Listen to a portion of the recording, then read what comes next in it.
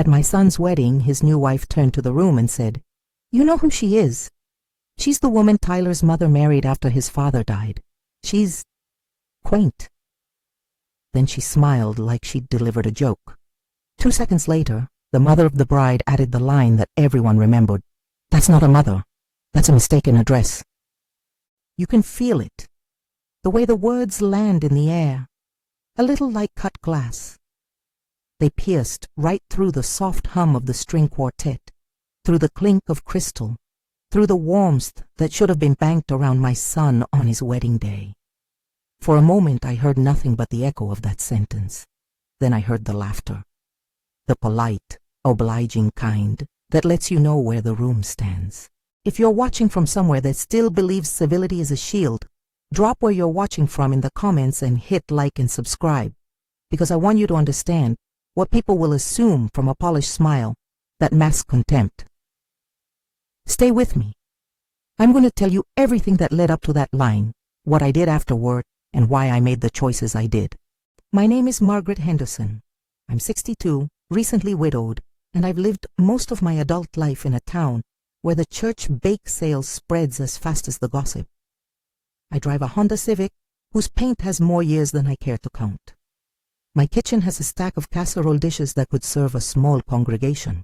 My mornings used to begin with coffee on the back porch, the newspaper folded to the crossword, and a call from Tyler when he could steal a minute between his job and whatever wedding planning storm Jessica was conjuring that week.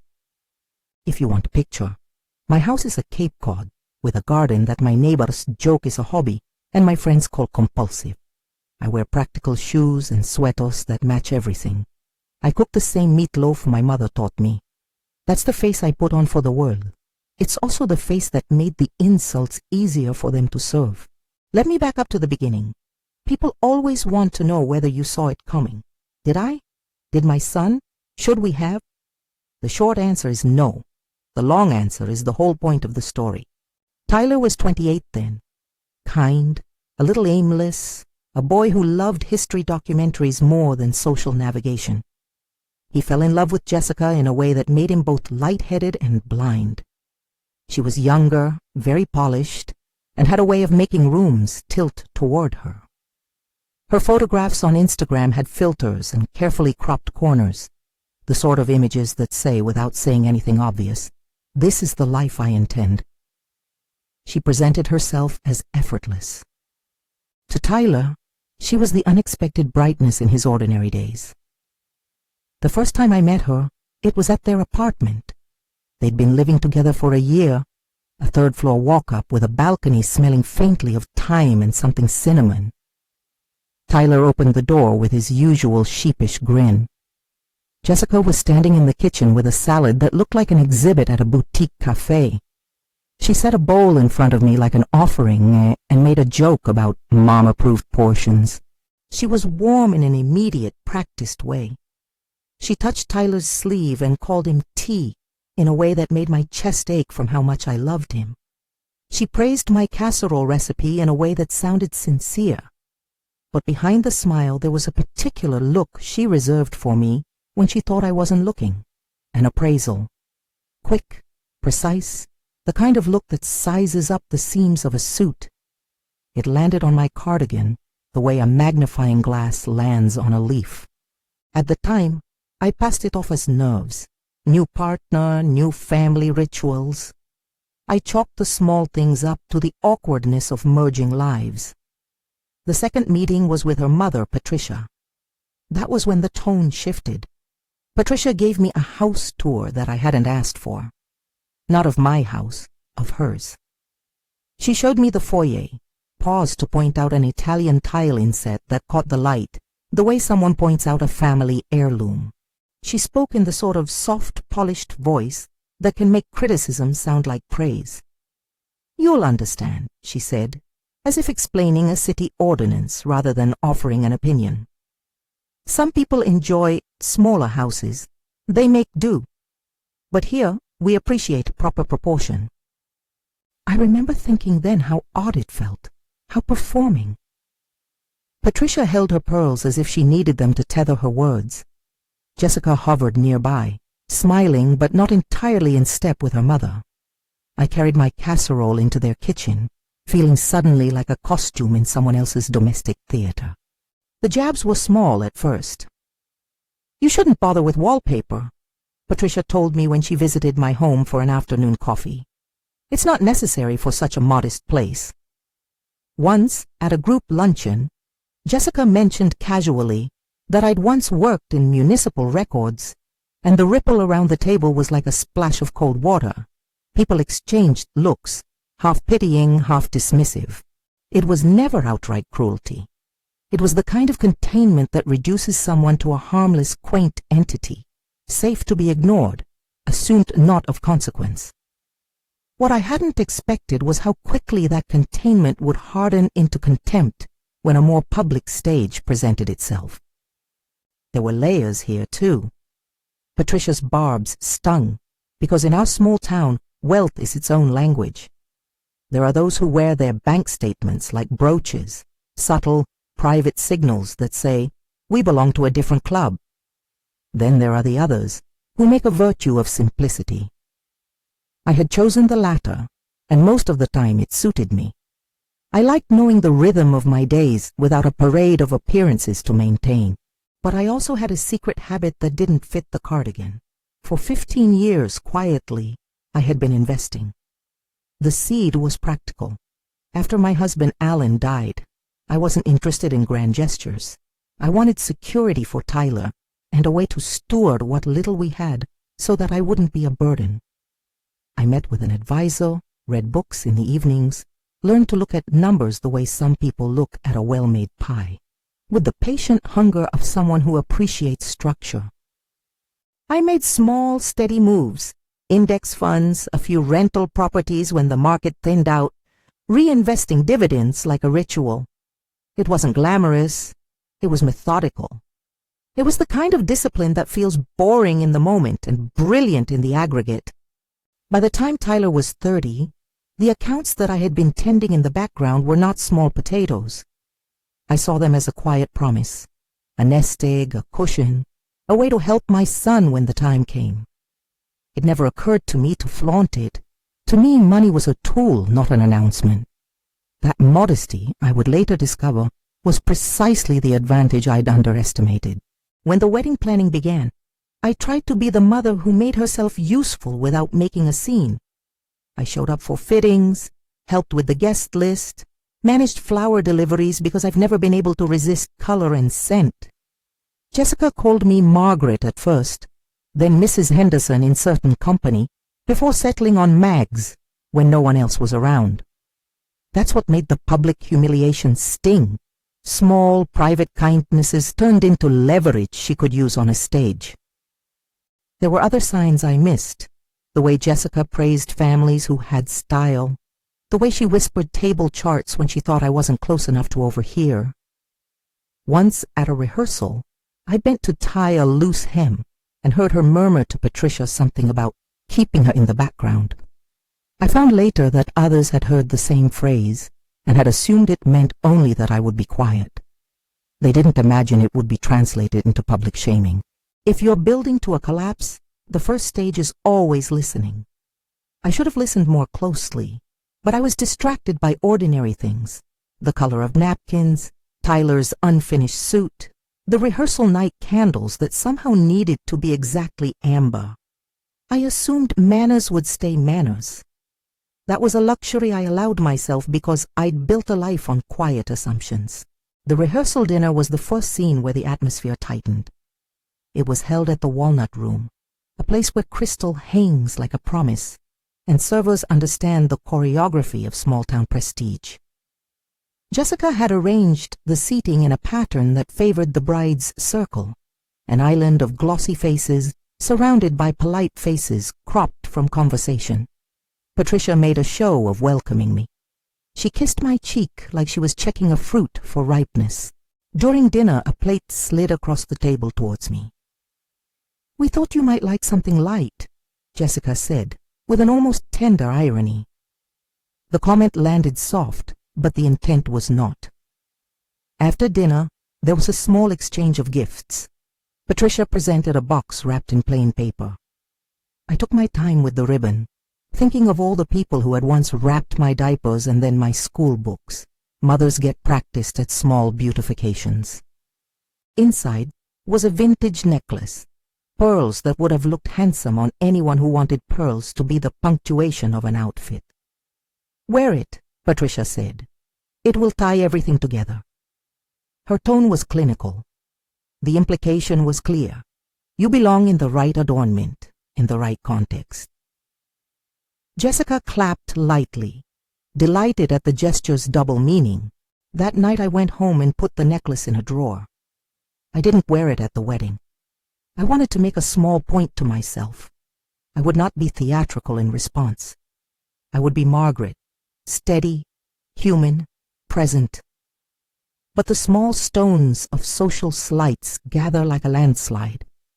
It's astonishing how many people will stand on the sidelines of another's quiet life and, for reasons that are almost always about themselves, begin to throw what they've got. A week before the wedding, on a Tuesday when the sunlight came through the kitchen window in a certain forgiving angle, my accountant, Robert, came by. He'd always been a pragmatic man, with a fondness for numbers and a halo of patience. Robert and I had worked together for years. He'd watched my portfolio with the gentle interest of someone whose day job involves the long view. I'd kept my investments quiet from Tyler and the community at large because I never wanted anyone to feel diminished by comparison, not even in jest. That night, when he sat at my kitchen table with 2 mugfuls of coffee, the conversation took a different turn. "You've done well," he said without fanfare, handing me a sheet that had been carefully redacted into categories. "Not flashy, not risky, but there's something here you should know." The numbers on that paper were the kind you don't expect in a life like mine. They were not vanity figures meant to make anyone proud at cocktail parties. They were practical. 4 rental units held steady for dependable income, a small commercial lot purchased back when the rent-to-own signs were high, conservative investments that had compounded. The total, even as a casual summary on a kitchen napkin, read like a quiet surprise. I'd managed to pull together a portfolio that, if handled with care, could serve as more than just a cushion. I remember the feeling, a bright, clarifying warmth that rose through the chest, like the first sip of tea in the morning. It wasn't about the amount in a boastful sense. It was the recognition that I could act in a way that mattered if the time came. "You've been planning for this kind of eventuality?" Robert asked. "Planning is a soft word," I told him. "I've been trying to be sensible." "It's enough," he said. "If you wanted to?" He paused, measured. "If you wanted to make a move that would give Tyler a stronger position in a business situation, or if, hypothetically, there were a property in town connected to another family that could be acquired, it's within your reach." It struck me then, not as a map to malice, but as a set of options. Options are moral things. They can be used to build shelter, to create opportunity, to right an imbalance. The thought did not occur to me as revenge. It occurred like a utility light went on in a room that had been dim. If someone was going to attempt to humiliate us publicly, I could either stand mute and be diminished, or I could use the tools I had cultivated to protect Tyler and restore a measure of equity. I told Robert I needed time to think. Then, alone at my kitchen table, I wrote a list, black ink on lined paper, the kind of list that is a prayer without the altar. On it I wrote what I would and would not do. No shaming for shaming's sake. No actions that would break the law or the ethical lines I drew for myself. No public spectacle simply to humiliate back. If I was going to respond, it would be purposeful, legal, and proportionate. I also wrote why. Because Tyler deserves the chance to stand without being undermined. Because there's something corrosive in allowing small-town performative cruelty to go unanswered. And because we should not be made as if a lifetime of quiet industry amounts to nothing. That was the day I began to listen to the quiet accountant's suggestion, not as a how-to for revenge, but as a blueprint for protection. Research, I discovered, is its own kind of armor. When you sit down and look at business records, there's a clarity to be found. Things that are opaque in a conversation become transparent in ledgers. I began to look at the local economic map, the way lines of influence traced out the town's real power. I learned the difference between being house-rich and cash-rich. I learned that some families keep the keys to their status, but mortgage the title to keep up the appearance. It's a common pattern. An expensive facade funded by leverage. I started small that week. I asked Robert to pull together an overview of commercial holdings in our district. I asked him to flag any properties that had pending development plans. I began to have conversations with people who would never have expected to hear from me. A real estate broker with a penchant for bluntness, a developer who liked to speak in hypotheticals, a bank officer who answered my calls with a tone of surprise that I only half understood. I listened more than I talked. I pressed for numbers, for dates, for mortgages that matured in inconvenient years. When you're used to being underestimated, people tell you the truth in a way they'd never show someone they thought might actually compete with them. I learned that the Walsh family had several assets that were, by reputation, impressive, and by structure, vulnerable. The flagship of their holdings was a stretch of retail property on Main Street that, on its face, presented well. A line of curated shops, a pop-up cafe with a devoted following, a medical suite whose owner had announced expansion plans 3 months earlier. Underneath, the mortgage was heavy, the restaurant margins slim, and an intended medical development that had been promised looked less certain than the Walsh family had been telling anyone willing to listen. I say this not to gloat or to sketch an elaborate takedown. I say it because in the life cycle of a town, fortunes ebb and flow, and the ledger tells a more honest story than a dinner speech. What struck me was not the potential for profit, but the fact that perception was being used like armor. If someone's public posture depends on others believing they can simply open their wallet, that posture is brittle when the bank calls. I began to think differently about leverage. The community had been made to assume that the Walshes were untouchable because they held social sway and the right monogrammed linens. But ownership is a legal reality, and legal realities can change hands. That's how towns evolve. Ownership changes, development shifts. Debt is serviced or not. That's how justice of a sort happens, when assumptions meet reality. I spoke to Tyler about this cautiously. You don't hand a son a set of plans in the middle of an emotional storm. You bring him alongside in a way that respects his agency. He listened, pale at first, then with a steadier voice than I expected. If something happens to them, he said, I don't want to profit off their misfortune. You're not profiting off anyone, I told him. You're making sure you have options. You're making sure you're not left with nothing after being publicly diminished. He nodded, and I watched the old boy turn into a man who can bear a hard conversation. That mattered more to me than any transaction I might engineer. I hired an attorney, Sarah Mitchell, who understood 2 vital things about our town. That people talked loudly, and that the law, when applied cleanly, can be quieter and more consequential than gossip. Sarah was sharp and kind in equal measure. She listened while I explained where my tolerance ended and her job began. We're not here to humiliate anyone, she said in that precise courtroom tone that settles a mind. We're here to prepare your options so that if a public spectacle is staged, you have rights and remedies that don't require you to stoop. We set boundaries, incorporate if we needed to, arm the structure with clear documentation, ensure funds were traceable and properly sourced. It's tedious work, the kind that feels like preparing for a storm in a calm season, but it felt right.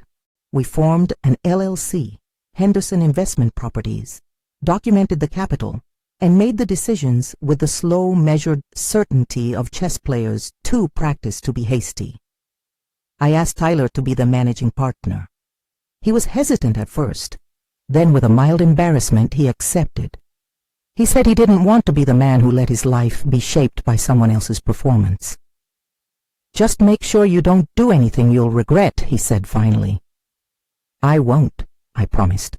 There was a small comfort in filing papers. The county clerk's office smells like older paper and lemon cleaner. It has a rhythm of sliding stamps and patient clerks who have seen every sort of human plan. When we filed the articles, I felt like a person who had learned how to sew her own flag. Not a flag for battle, but a marker that said, "We exist, and we have options." We were methodical. We documented sources of funds. We paid for appraisals for a few properties I was curious about, not with an intent to pounce, but with a desire to understand what a reasonable purchase price would look like if certain lines of title opened up. Sarah explained the difference between making an offer and taking control. "You can prepare all you want," she said, "but you don't act until there's a legal pathway that respects everybody's rights." She was clear that we were not to be predators, or at least that we would not ever present ourselves as such. At home, I kept my hands busy with everyday things. I planted bulbs in the backyard. I made soup for the neighbor who had broken her ankle. I went to Tyler's suit fitting and pinched the fabric because old habits die hard. But the business of preparation lived in the margins of my days. I would sit on the back steps with my planning papers and feel the hum of a town that assumed it had all the lines drawn. That hum, I decided, would not be allowed to define us. If this sounds mercenary, I'm sorry. It isn't. There's a tenderness to the way people protect their young. My father used to say that being prudent is a moral act. He'd saved for rainy days not out of fear, but out of a fierce domestic love. My behavior was the echo of that. My husband's voice telling me once to put a little by for Tyler's tomorrows. The love that makes you insist on small, careful things is not the same as the love that seeks drama. It's the kind that plans for plates when hands tremble. By the time the invitations went out, I had a sense of the town's currents. My quiet accumulation of assets had given me a notional power I'd never intended to use. I had no desire to wield it like a cudgel, but I also had no intention of being reduced to a walking punchline in front of my son and 200 people who had come politely to celebrate. I remember the night before the wedding vividly. Tyler and I sat on the back porch under a moon that looked like a clean coin. He had the look of a man at the edge of a cliff, nervous energy, a brittle kind of optimism. "What if she's not what I think she is?" he asked, voice low. "What if she is?" I countered. He closed his eyes for a long moment. "I just don't want to hurt anyone," he said. "I don't want to make a spectacle." "Then don't," I told him. "Prepare, protect, and if someone insists on spectacle, you'll know what to do." We were both exhausted in a way that comes from standing in the kitchen of your life and realizing you've been asked to cook for strangers. Neither of us wanted drama, but the problem with civility is that it depends on reciprocal respect. If the other side chooses to weaponize the stage, civility alone won't defend you. That was the crossroad I sat at. Protect by preparing and be ready to act if necessary, but never to be the one to start a moral escalation. In the small hours before the wedding, when sleep offered fingers but not a full embrace, I wrote out a list of acceptable responses. Keep the moral high ground, use legal mechanisms, protect Tyler's dignity, don't engage in personal attacks. In the end, the thing I feared most wasn't the public humiliation. It was that Tyler would carry it like a small wound that grew into a scar. I wanted to keep his life intact, not as a monument to my success, but as a measure of his ability to walk tall. That was the motivation behind every phone call to a broker, every meeting with Sarah, every line item on a spreadsheet that I refused to read aloud. We stopped for the night on a note of brittle hope. I kissed Tyler on the forehead the way you do when you want to tuck away the boy you raised into adulthood.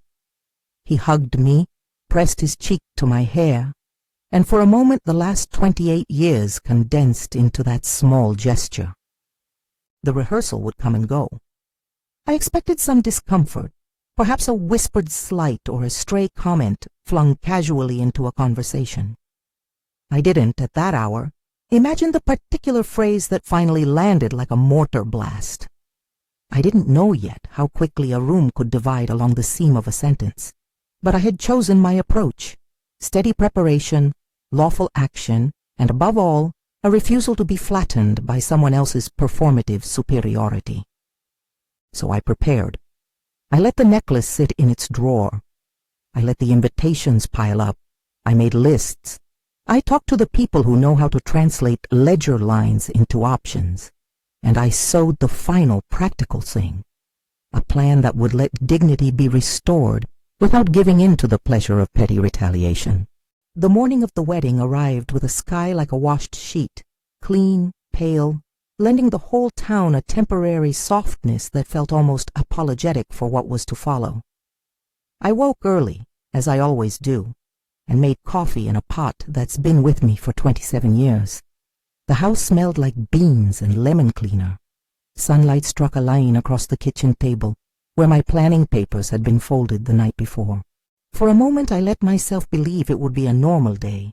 Small kindnesses, polite small talk, the sort of memory you keep because it smelled like cake and laughter.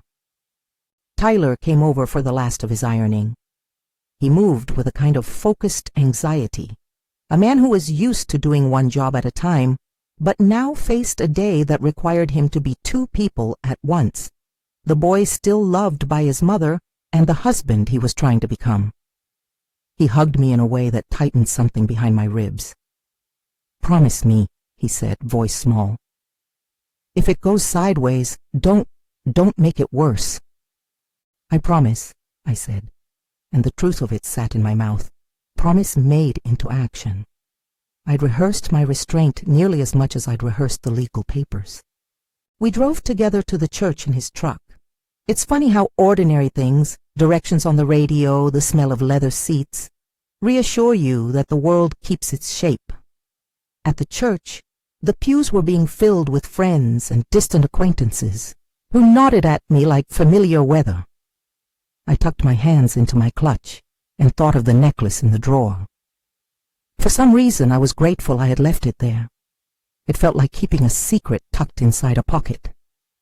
Photographs were taken in that small window between the rehearsal and the ceremony proper. I remember the light on the terrace, the bridesmaids smoothing dresses like sympathetic waves. People joked, proper and shallow. Someone asked me whether I was nervous. I lied and said I was thrilled. You can stage hope the way you stage a table. It's the little things, flowers in descent, candles just low enough to be romantic and not theatrical, that give a place the impression of story. The terrace looked like someone had said, "Let's make a memory," and the town obliged. The string quartet tuned and tuned again until the harmonics were the sort of tidy sound that makes everyone check their posture. Meeting people at the passage between background and event is a strange thing. Eyes pass like seasons, some warm, some brief and cold.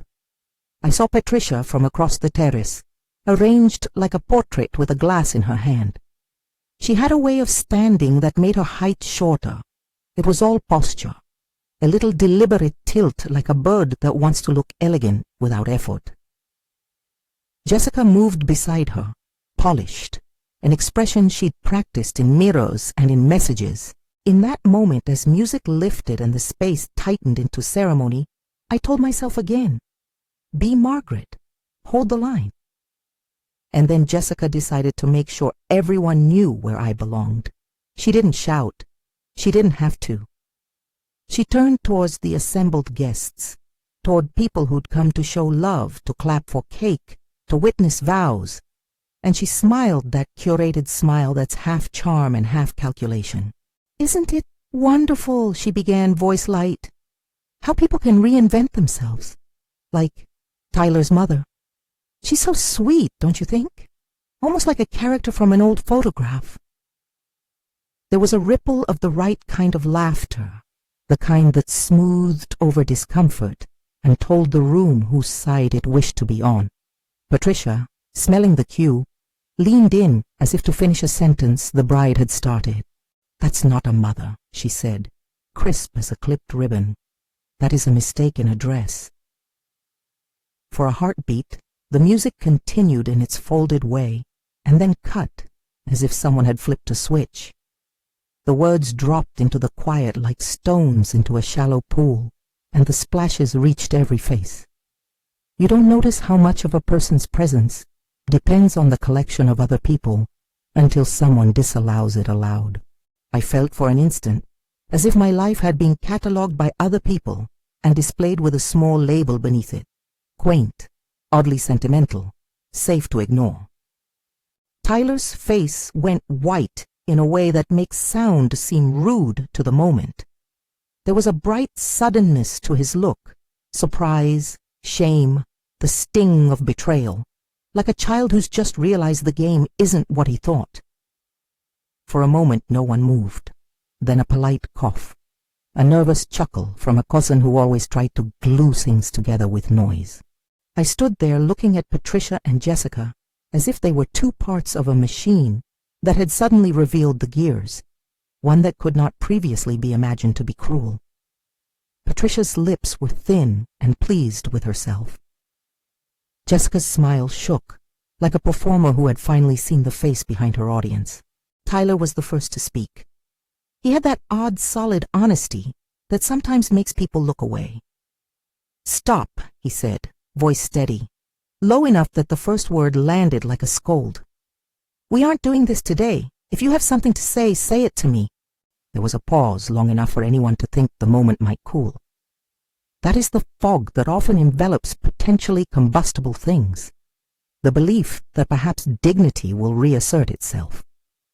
But Patricia, drunk on the attention she'd summoned, smiled and said, "We're only pointing out what everyone here knows." A man near the back muttered, and someone else agreed with the sentiment in the way people agree with a drink they think will steady them. The bride's friends clapped their hands together like parrots enjoying a show. The air had thickened with approval. You could have called it a performance. You could have called it a ritual. In our town, it was both. Tyler took a breath and asked again for quiet. He said, "I won't let you speak to my—" He stopped himself and let out a sound that was the strangest mixture of anger and grief. "I'm sorry," he said finally, "but I can't go through with this if our people aren't welcome." There was a stunned murmur. Guests shifted in their seats like puppets feeling their strings tugged. Jessica's face lost some of its practiced sheen. Patricia looked at her daughter as if checking for a line of script she might have forgotten.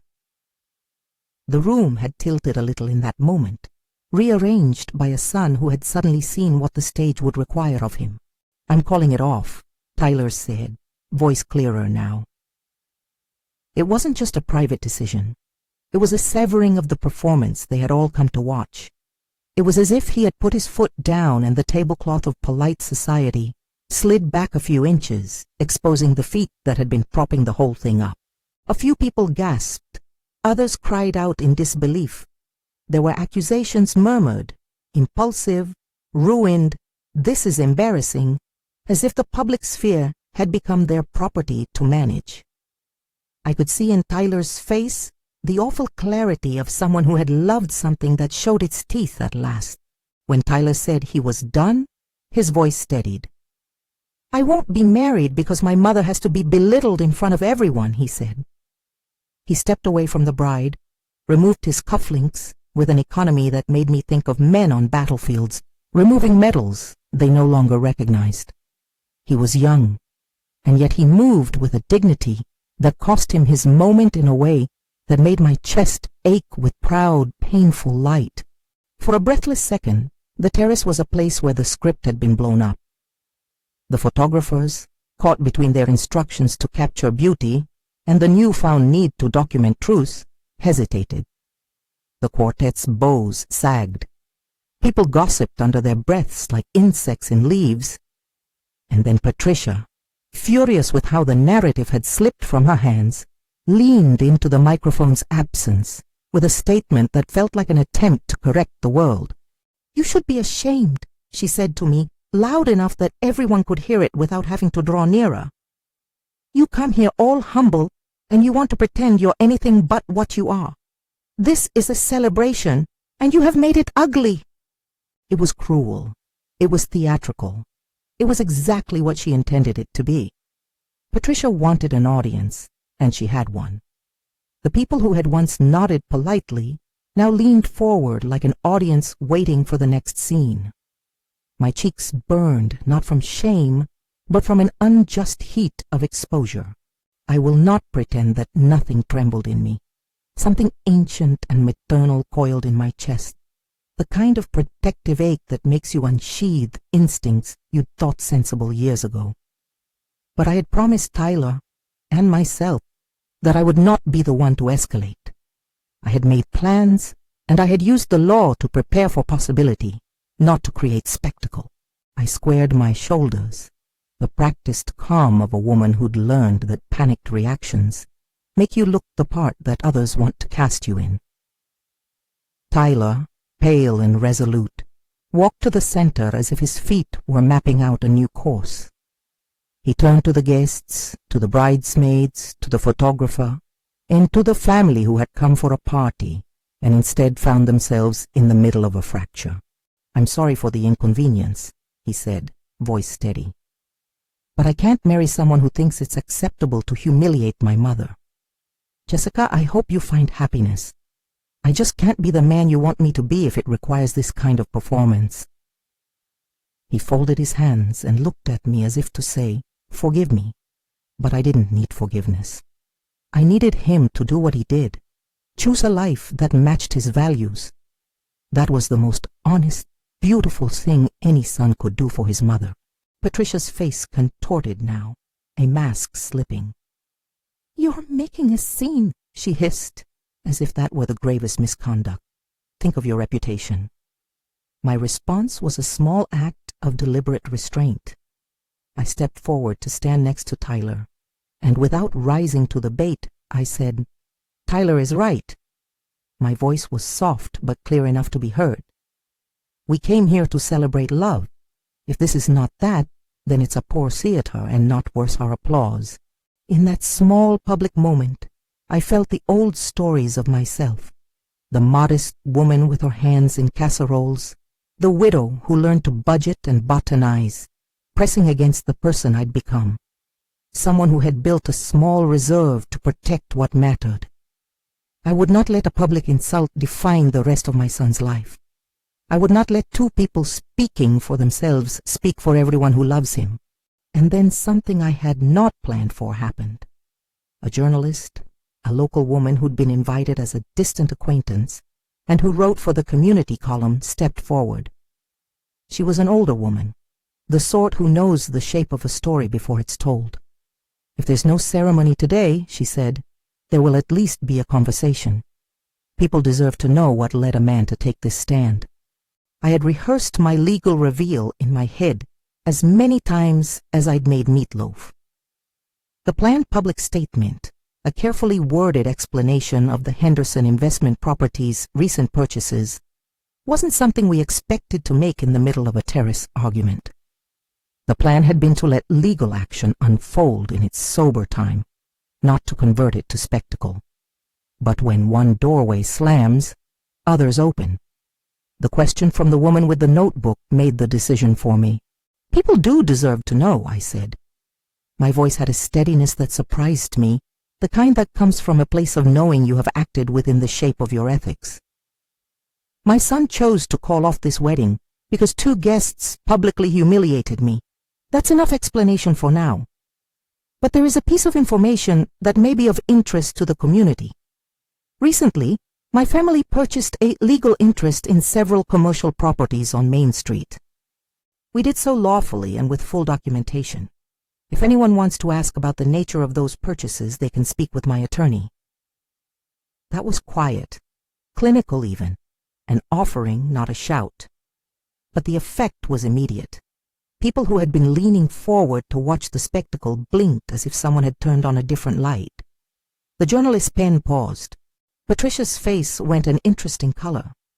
Less anger, more a calculation of what might happen if the people who she'd long assumed were merely props were suddenly players.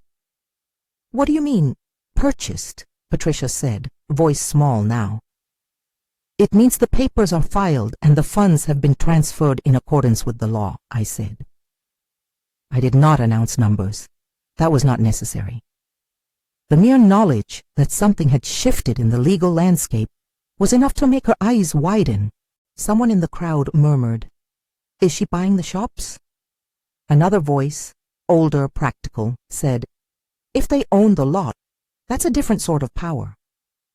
The terrace filled with speculation like a puzzle spreading itself across a table. When a rumor begins to move, it builds its own momentum. And in the hush that followed, before someone could misinterpret intention as malice, Tyler turned and faced me. "I didn't want this," he said. "But if this is true, then maybe we have options. For me, for us." I handed him the folder I had brought, the thin, professional one in which Sarah had placed certified copies of filings, the LLC's articles, a list of the purchases and their dates, and the signed proof that funds had been transferred to acquire minority stakes in 2 commercial parcels and an option agreement on another. He read the second page, and then the third. The expression that crossed his face, something like comprehension followed by a dawning pride, was what I had been trying to protect with every prudent investment and every late night of budgeting. "I didn't expect it to come to this on the terrace," I said quietly, to him and to anyone who'd listen. "But I also never believed being modest meant forfeiting your rights. My actions were legal, documented, and above all, intended to create options, not to humiliate."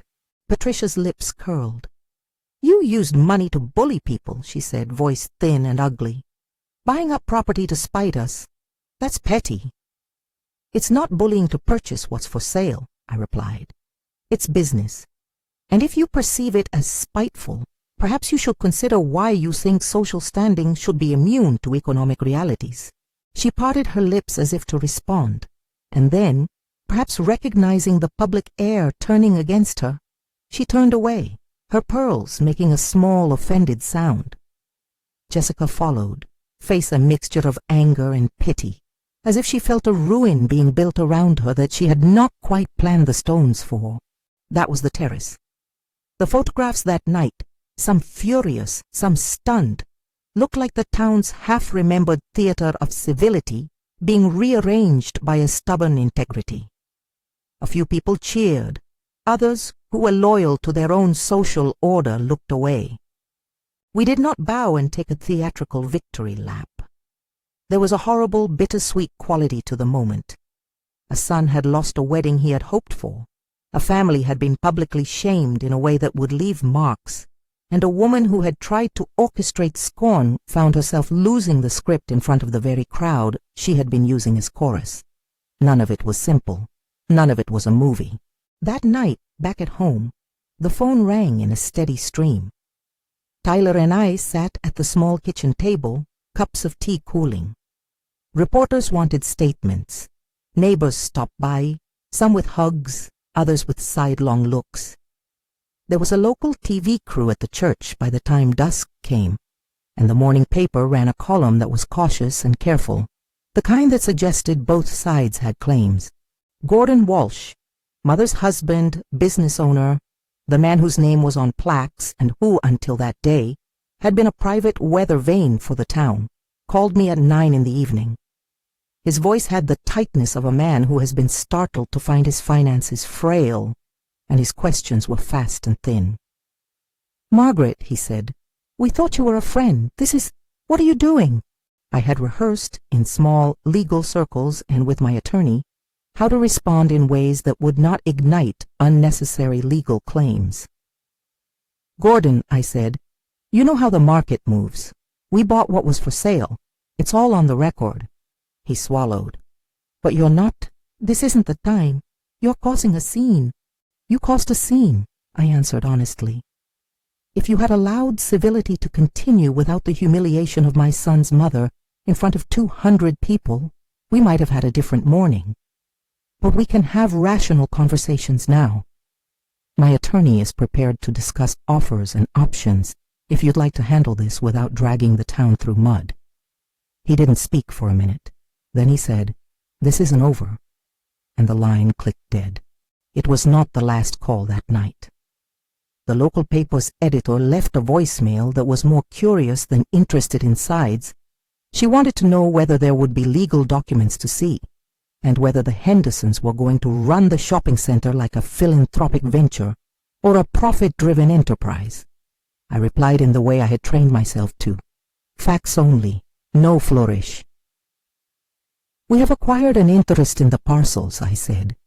"Our stated intention is to ensure stable tenancy and to explore opportunities that align with the community's needs. That's all I will say for now. There is a peculiar satisfaction in letting the law do the work you would otherwise be tempted to do in anger." The Monday after the wedding, Sarah and Robert and I met for coffee and paperwork. We moved with the calm of people who know the difference between a headline and a statutory requirement. We filed additional paperwork to make sure the LLC's ownership was visible in the public records. We contacted the property managers to introduce Henderson Investment Properties and to discuss the management plan. We started the cautious process of offering tenants improvements rather than threats, better lighting, signage, and a plan for stabilizing the medical development by reaching out to the prospective investor who'd paused on their commitment. If this sounds like triumph, I'll be honest. It wasn't always pleasant. There were negotiations that required a certain steel, calls with bank officers who asked me how I planned to service the loans, conversations with an old developer who advised, in a blunt, helpful way, where to be careful. But every step was documented, lawful, and measured. When people asked why I had stepped into what seemed like a public mire, I would say, I stepped in because my son deserves to have dignity preserved. That doesn't mean I wanted to destroy anyone. It means I wanted the town to remember that dignity still matters. The week that followed saw a ripple through the town. There were editorials about propriety and about what it means to be publicly chastened. Some neighbors gave us quiet notes of support. Others winked in a way that was less supportive and more opportunistic. Such is the particular climate of small places. Gossip can turn into business leads and back again. A few of the shopkeepers in the shopping center called our office to ask about tenancy terms. They were practical people. They wanted to know if the future would be steady. Gordon was predictably the first to appear unsteady. There were days his calls came as thinly veiled attempts to open bargaining rooms. "Make us an offer," he would say at length. "There's a way we can be decent about this." He had always been a man who tried to manage appearances. Now he faced the algebra of creditor timelines and the blunt arithmetic of restructuring. He sent his lawyer to meet with Sarah. They exchanged the business-like language of proposals and counter-offers. I found it oddly somber, men in suits making arrangements about the future of a town, while families sat at kitchen tables and tried to arrange their own private calamities into a coherent life. There were moments when I doubted my choices. There were quiet nights where I would wake, heart fluttering, and imagine the worst. My son bearing the weight of a broken engagement and the town remembering him as the man who allowed his mother to be shamed. But the more concrete my actions became, the filings, the orderly letters, the offers to stabilize tenant situations, the more I felt that what I had done was not vindictive but practical. I had used the tools available to me to secure a future that would not hinge on the mercies of people who thought status could be used like a weapon. Business is a series of small decisions. We made offers on available stakes, not by seizing things in the night, but by paying fair market value and presenting clear intentions to lenders and tenants. Where a developer had paused, we offered patient capital and structured timelines designed to protect both the medical practice that had planned to expand and the owners who were nervous about cash flow. Our strategy was to stabilize, not to extract. There were days when the town's gossips would say, thinly, "She's using money to teach them a lesson." If a person wants a lesson, I'll admit I provided one. but I prefer to call it accountability arranged within the rules. There is a difference between malicious revenge and calculated defense. The former feels like a hot thing. The latter is cool, deliberate, and, frankly, less entertaining. As the months passed, Tyler grew into his role as managing partner with a quiet determination that surprised even me. He worked mornings at the office with Sarah and Robert, learning ins and outs of tenancy agreements and the rhythm of callbacks. There's something humbling about watching a man practice competence. He moved from being the son I'd carried to being my partner in the work of protecting a future. He learned to ask the right questions, to watch for small financial signals that indicate when an owner is tired rather than insolvent, and to make decisions consistent with our values, stabilize where possible, invest in community-minded improvements, and treat tenants with respect. Our first community project was small. A patch of the shopping center's parking lot had been a little neglected, and Sarah suggested we use it to create a weekend market program to support local artisans who had been priced out of other venues. We planted benches, improved the lighting, and offered rent reductions to small vendors for the first 3 months. The market wasn't a grand gesture. It was pragmatic. But when the Saturday stalls began to fill, when a young woman sold baked goods beside a retired carpenter selling planters, it felt like something warmer than profit, like a reclamation. The media attention ebbed and flowed. There was the inevitable human interest piece. "Widow turned investor?" asked a headline that was trying to find the right angle between admiration and scandal. Reporters wanted to know if I'd taught my son to be uncharitable. They wanted to know whether the Hendersons were vultures or saints. I answered as I always had, with calm facts and an insistence that dignity matters more than spectacle. Gordon and Patricia, predictably, had to adjust. Pride is a property that resists easy relocation. They tried in small, private ways to regain their footing. Gordon called a local banker to restructure loans and tried to sell a stake in an outlying property to generate liquidity. Patricia retreated to a year of quiet social recalibration. She stopped attending certain garden clubs and instead took to organizing a small charity for a cause that would not contradict her pride. They were not ruined. They were inconvenienced. They were reminded that appearances are not all that sustain a life. There were moments of genuine human complexity that I had not anticipated.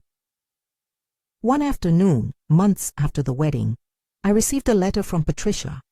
It was brief, the kind of note you send when you know etiquette requires distance, but a human heart requires more. "I have been thinking about what happened," she wrote, in a hand that had never seemed particularly humble before. "Perhaps we were cruel. If you would ever be willing to speak, I would like to." I folded the note twice and put it in my pocket for a whole day before I answered.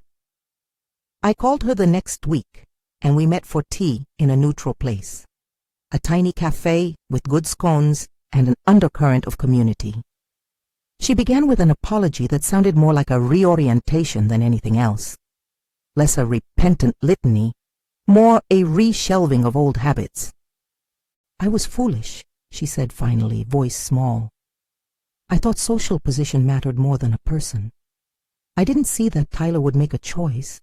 Your son would make a choice that mattered more."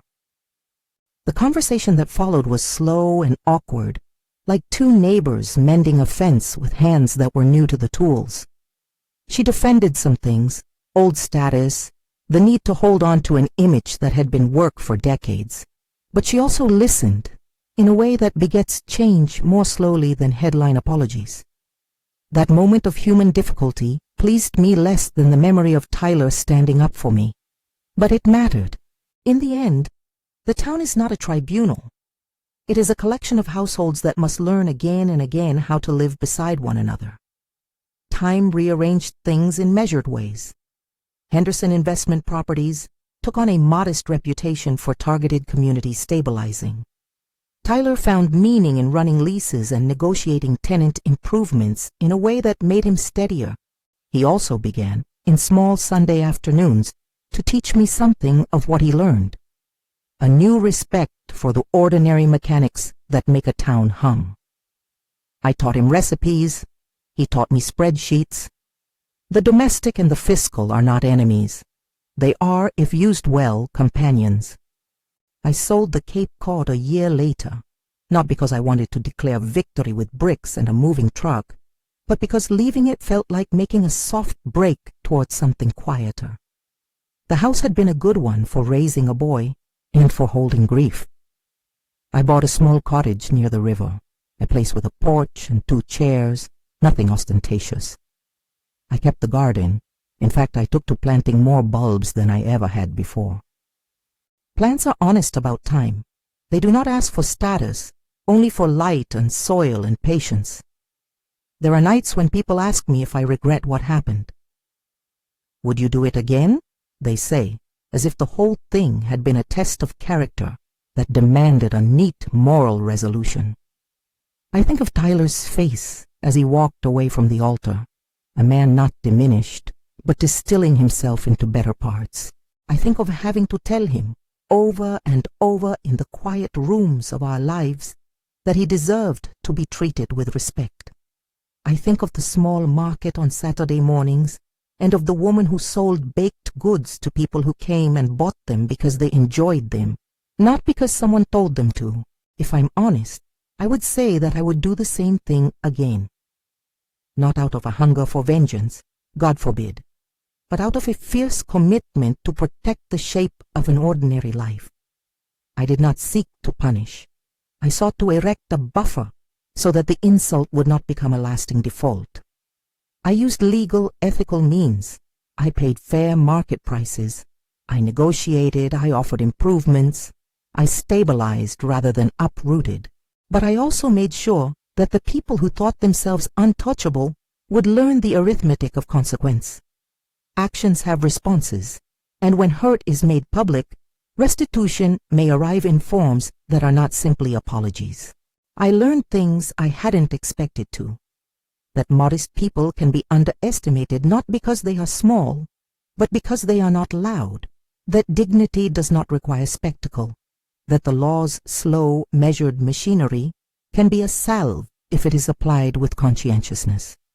I learned that Tyler was stronger than I'd given him credit for, and that a son's love can be the blunt instrument that stops a public wrong from becoming private ruin. I learned, too, that shame is a poor currency for status, and that when someone trades in it, the market closes eventually. People sometimes ask whether I enjoyed the public reversal. They imagine a woman who sat in her kitchen cackling as men in suits signed over deeds. The truth is quieter. There were moments of satisfaction, yes, but mostly there was relief, the kind that comes when you have done what you believe to be just, and the ledger balances, if only slightly. What I felt was primarily a steadying, the sense that I had done the responsible, thoughtful thing, even when the world seemed to suggest only theater would have effect. Life, of course, continued. Tyler and I have shared dinners without speaking of the wedding. We talk of other things, books he's reading, small repairs around the cottage, the next succession of bulbs that go in the garden each autumn. The town rotates new scandals and new kindnesses. Patricia sometimes waves when our paths cross on Main Street. Gordon writes the occasional check to a local charity, and the shopping center hosts its Saturday market with a new bench or a sign in a different font. People adapt. The immediate sting faded into a memory that sometimes catches in my throat and sometimes does not. If I can leave you with a hard-earned lesson, it is this. Do not mistake someone's modesty for weakness. Quiet lives can contain careful competence. Being underestimated is not a moral failing. Neither is responding with dignity when the world attempts to reduce you in public. Protect what you love with lawful intelligence and with an unflashy stubbornness. Teach the next generation, whether a son, a daughter, a neighbor, to carry dignity like a steady coat, rather than a costume to be donned for applause. And if you are tempted to humiliate, ask yourself what larger show you intend to be part of, and whether you can live with the consequences. I don't delight in people's discomfort. I don't relish watchful ruination. I do, however, take pride in having taught my son that love and loyalty include refusing to let another person's cruelty be normalized. That, more than any document filed, is the measure I care about. If you've ever been underestimated or publicly humiliated or felt the slow burn of condescension in a room full of people, I'd love to hear your story. Leave where you're watching from and tell me what happened in the comments. Your voice matters. If this story gave you pause, consider subscribing for more. I tell these tales not for spectacle, but so we remember how to stand for one another.